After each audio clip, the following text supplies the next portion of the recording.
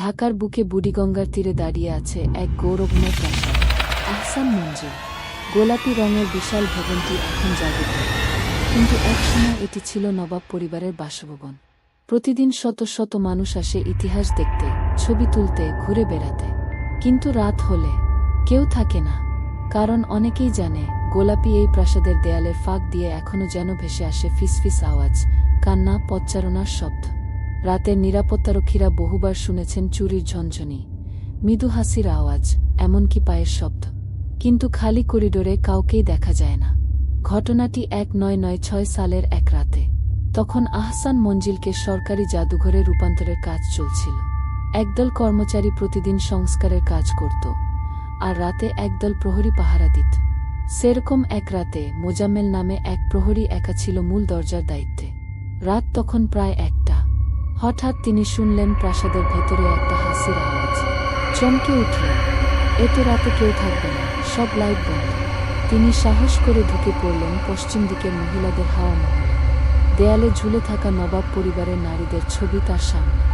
হঠাৎ করেই একটা ছবির নিচ থেকে ঠান্ডা বাতাস বিতে লাগল।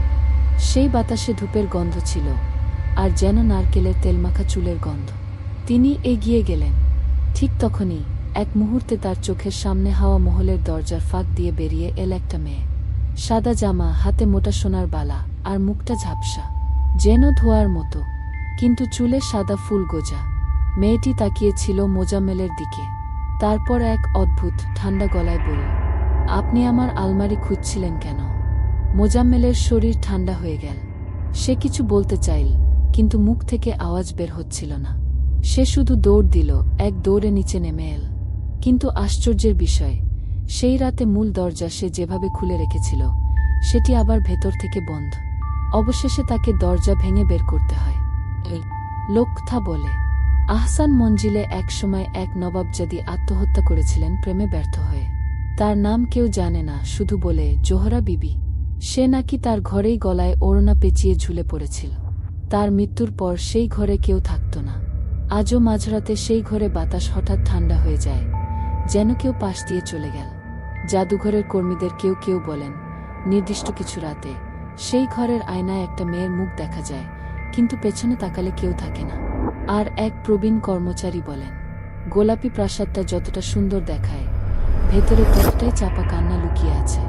যাদের ইতিহাস লেখা হয়নি, তাদের প্রেতাত্মা হয়তো এখানেই আটকে আছে। আজও যদি কেউ গভীর রাতে আহসান মঞ্জিলের সামনে দাঁড়ায়, অনেক সময় শুনতে পায় চুরির ঝনঝনি, জানালার পর্দা নড়ে ওঠে বাতাস ছাড়াই, আর হঠাৎ করেই যেন কেউ ফিসফিস করে বলে, আমার ঘর কেউ নষ্ট করো না।